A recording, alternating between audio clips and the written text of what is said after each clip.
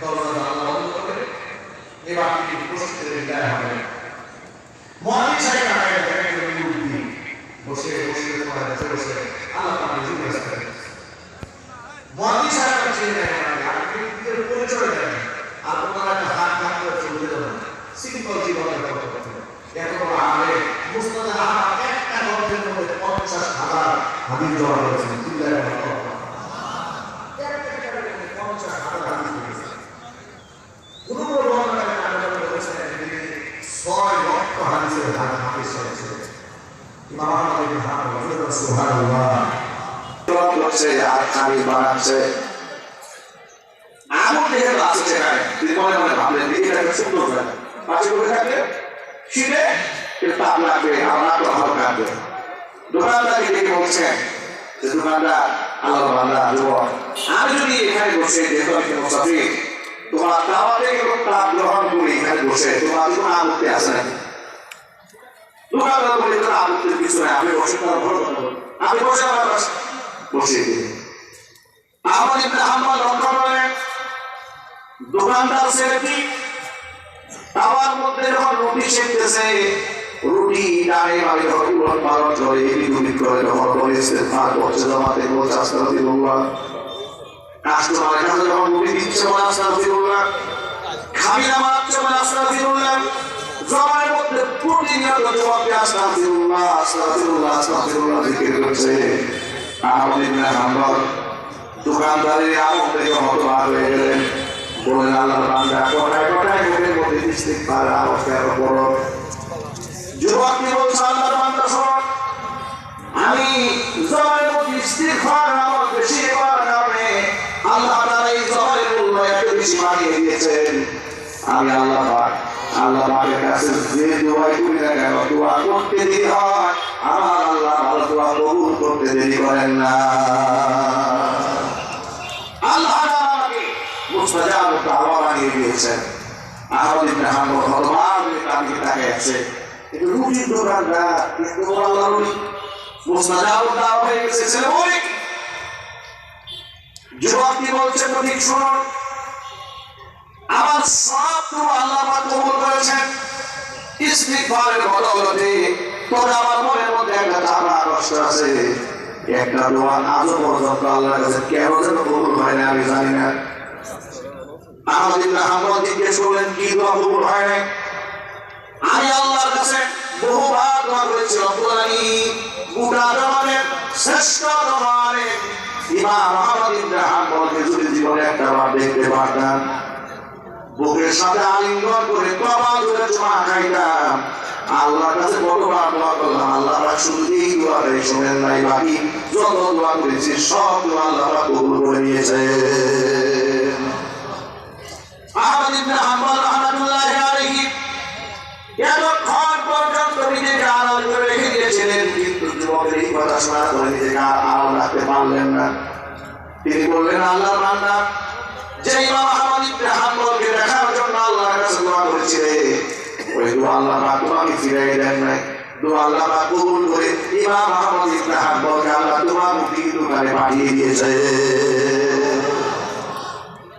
বুকের সাথে ছেলেটি হুজুরকে আলিঙ্গন করলেন কপালের মধ্যে চুমা খাইলেন আল্লাহ পাকের কাছে শুকরিয়া আদায় করলেন ভাই আমার আল্লাহর ওলি যারা হন তারা নিজেকে সব সময় ছোট মনে করতেন এই জন্য আল্লাহ রাসূল আমাদেরকে দোয়া শিখিয়েছেন এই দোয়াটা আপনারা সব সময় করবেন আল্লাহুম্মা জাআলনি ফি আইনি সগীরা ওয়া ফি আয়ুনিন নাসি কাবীরা আল্লাহ তাআলা তুমি আমার নিজের দৃষ্টিতে আমাকে ছোট বানাও মানুষের দৃষ্টিতে আল্লাহ তুমি আমাকে বড় বানিয়ে দাও নিজেকে কখনো নিজে বড় মনে করবেন না নিজেকে ছোট মনে করবেন বড় বানাই দেবে কে আর যদি বলেন আপনি যদি নিজেকে বড় মনে করেন তাহলে মানুষের দৃষ্টিতে আল্লাহ তাআলা ছোট বানাই দেবে কখনো অহংকার করবেন না কোন ইমানদারের অন্তরে অহংকারের সরিষা দ্বারা পরিমাণ থাকতে পারে না নবী করিম সাল্লাল্লাহু আলাইহি ওয়াসাল্লাম বলেন লা ইয়াদখুলুল জান্নাতা মান কানা ফি কলবিহি মিসকালু হাববাতিন মিন কিবরিন যার অন্তরে সরিষা দ্বারা পরিমাণ অহংকার থাকে সেই ব্যক্তি জান্নাতে প্রবেশ করবে না সাহাবায়ে প্রশ্ন করে, হে আল্লাহর রাসূল, কিছু মানুষের তবিয়ত এরকম, মাথার টুপিটা সুন্দর করে, গায়ের জামাটা সুন্দর করে, পায়ের জুতাটা সুন্দর করে, এটা কি অহংকার আলামত? হুজুর বললেন না, ইন্নাল্লাহা জামিলুন ইউহিব্বুল জামাল। আল্লাহ নিজে সুন্দর, সৌন্দর্যটাকে আল্লাহ ভালোবাসেন। অহংকার হচ্ছে অহংকার হচ্ছে বাদল হাক্কি ওয়া গমতুন নাস, সত্যকে প্রত্যাখ্যান করা আর মানুষকে তুচ্ছ তাচ্ছিল্য করা, মানুষকে ছোট করে দেখা। শরীয়তের আমলে ওই সমস্ত জালেম অহংকারীদের পতন আল্লাহ নির্ণয় করেছেন, তারা এই দুনিয়াতে ফিরআউনের ভূমিকায় উত্তীর্ণ হয়েছিল। কথা ঠিক কিনা বলে? তারা নিজেকে এত বড় মনে করতো, মানুষকে তারা মানুষ মনে করতো। আর আমাদেরকে বৃদ্ধা করে দেখিয়েছে, এরকম হাত নাড়াচাড়া করেছে। সেই চোরেরা আজকে পালিয়ে বেড়াচ্ছে। কিয়ামতের দিন আল্লাহ তাআলা বলবেন এই জালেমদেরকে লক্ষ্য করে, ফাআইনাল জাব্বারুন, অহংকারীরা কোথায়? বাংলাদেশের বর্তমান পরিস্থিতি দেখে আমাদের জাতি ইচ্ছা করে, ফাআইনাল জাব্বারুন, ওই সমস্ত জাতি যারা অহংকারীরা কোথায়, যারা আলেমদের সামনে থেকে মাইক কেড়ে নিয়েছিল। কথা ঠিক না বলে? আলেমদের সামনে থেকে যারা মাইক কেড়ে নিয়েছে, আল্লাহ পাক গোটা জীবন থেকে ইজ্জত কেড়ে নিয়েছে। কথা বলতে হবে ঠিক না? ঠিক। আলেমদের সামনে কোটাকুটি করবেন না। আলেমরা কোরআনের কথা বলে, ইসলামের কথা বলে, আল্লাহর কথা বলে, আল্লাহর রাসূলের কথা বলে। ওলামাদের সম্মান তো আল্লাহ পাকের দান। শান আল্লাহ রাব্বুল আলামিন কোরআন মাজিদে আল্লাহ ওয়াদা করেছেন, ইয়ারফাইল্লাহুল্লাযীনা আমানু মিনকুম ওয়াল্লাযীনা উতুল ইলমা দারাজাত। যে সমস্ত ব্যক্তির ঈমান আনবে তাদের সম্মান আমি আল্লাহ পাক বাড়িয়ে দেব, যাদেরকে ইলম দান করা হয়েছে তাদের ইজ্জত আল্লাহ পাক বাড়িয়ে দেব। আলেমদের সম্মান কত বেশি হয় দেখেন। শরীয়তের আমলে আলেমদের বদনাম করার জন্য তারা কত মিথ্যা অপবাদ আলেমদের নামে চাপিয়ে দিয়েছে। শহীদ আল্লামা দেওয়ার হোসেন সাঈদী রাহিমাহুল্লাহ আল্লাহ পাকের একজন মাজলুম বান্দা, উপমহাদেশের শ্রেষ্ঠতম কোরআন কারীমের দাঈ, জীবন বাজি রেখে 50 বছর ঊর্ধ্বে কোরআন কারীমের তাফসীর করিয়েছেন মানুষদেরকে। যার কথা শুনে শিশুবেলা আমরা চোখের পানি ঝরিয়েছি। আল্লাহ কসম করে বলি, আল্লামা সাঈদী রাহিমাহুল্লাহ বয়ান শুনে আমি নিজে কতবার চোখের পানি ছেড়ে কান্না করেছি, তার কোনো বিচার নাই। অসংখ্য মানুষদেরকে আমি কাঁদতে দেখেছি। লক্ষ লক্ষ মানুষ যার তাফসীর শুনেছে, কেমন একজন ব্যক্তিকে রাজাকার আল-বদর শাসনাগর সাজিয়ে শাহবাগ চত্বরে নাপাক জেনাগাল লম্পট বদমাশদেরকে দিয়ে ঘোড়া আলেমের বিরুদ্ধে মিছিল করিয়েছিলেন। এমনকি পরিকল্পিতভাবে চিকিৎসার নামে কারাগার থেকে বের করে হসপিটালে নিয়ে বিষ প্রয়োগ করে হত্যা করার পরেও তোমাদের কলিজা ঠান্ডা হয় নাই। তোমরা তার জানাজার নামাজটা ঠিক করে মানুষকে পড়তে দাও না। কথা ঠিক কিনা বলতে হবে।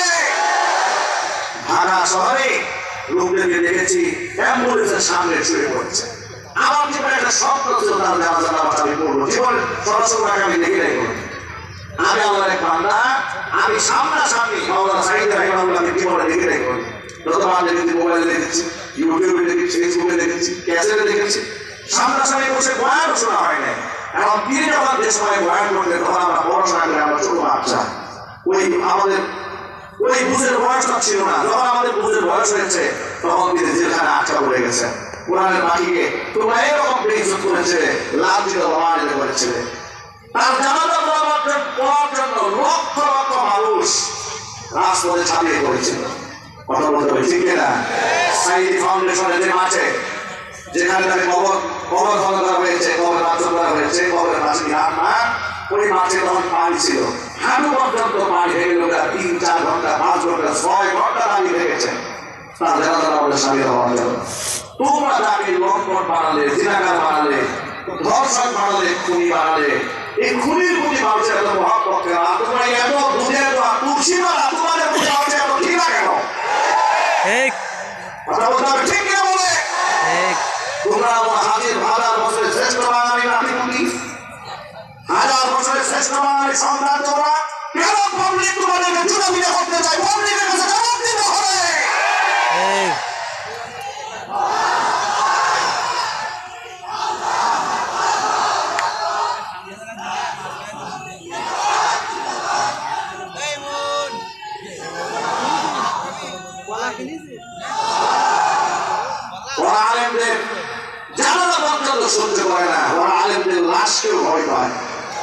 কথা ঠিক না ঠিক বলেন?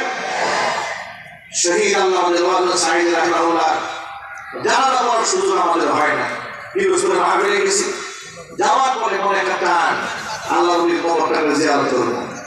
গেলাম কবরে একদম পাশে গেলাম, সিসি ক্যামেরাতে মাসুদ সাইদি ওনার ছেলে, উনি সম্ভবত আমাকে দেখছেন সিসি ক্যামেরা লাগাই দেওয়া হয়েছে।